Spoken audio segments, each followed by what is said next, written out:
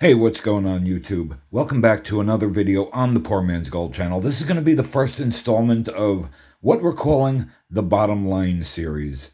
Um, the Bottom Line series, we could be talking about anything, who knows? But for this first edition of the Bottom Line, we're going to be talking about a typeset. Now, a typeset, a lot of people, you hear a lot of people say, oh, I have a typeset album, or that guy has a typeset, or I'm starting a typeset, but not everybody knows exactly what a typeset is.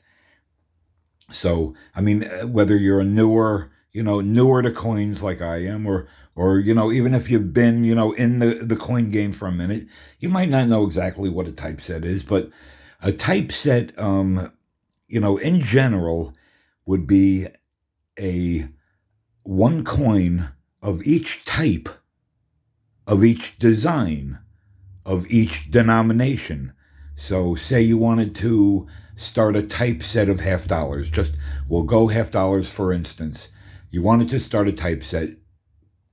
Now you have several types of half dollars, starting back with the flowing hairs all the way up to the Kennedys.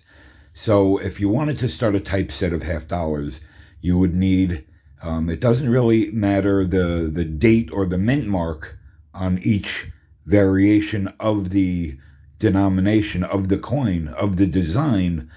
But now say you wanted to start a half dollar typeset, you would want to get one flowing hair half dollar. Then you would want to get a draped bust half dollar. The draped busts were in for like 10 years, but it doesn't matter what year you get as long as you get that draped bust. Then you would want a capped bust. And in the capped bust, you have the lettered edge and the reeded edge. So you would want to get you would want to get two capped busts. You know what I mean? One with the lettered edge, one with the reeded edge. Then you'd want a Liberty seated half dollar. Liberty seated came in three different types for the typeset. They have the Liberty seated no motto, they have the Liberty seated with arrows, and they have the Liberty seated with motto. So you would need one each of those Liberty seated, one with motto, one without motto, one with arrows. Then you would want your barber half dollar. Like I said, it doesn't matter what year, you know what I mean, or mint mark or anything like that, as long as you had the, that type coin. Then you would want a Walking Liberty. Then you would want a Franklin half. Then you would want a Kennedy half. You'd want a Kennedy. Kennedy has the three types. They have the 90% silver in 64. Then they have the 40% silver type, 65 through 70. And then you have the copper nickel clads, from 71 to, present. And you also have the clad bicentennial in the Kennedy thing. So you would need one coin, you know what I mean, in general, of each, design. Now, also, you could also go as, as a typeset, and if you can't, afford, or you don't want to, you can't find every single coin, some people will make a typeset saying, okay, now this is a barber typeset.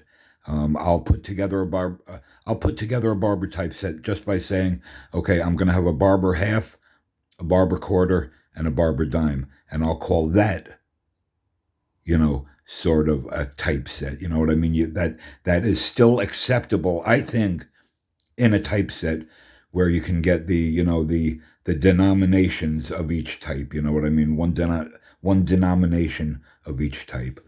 Now, there are probably hundreds of, variations here. You know what I mean?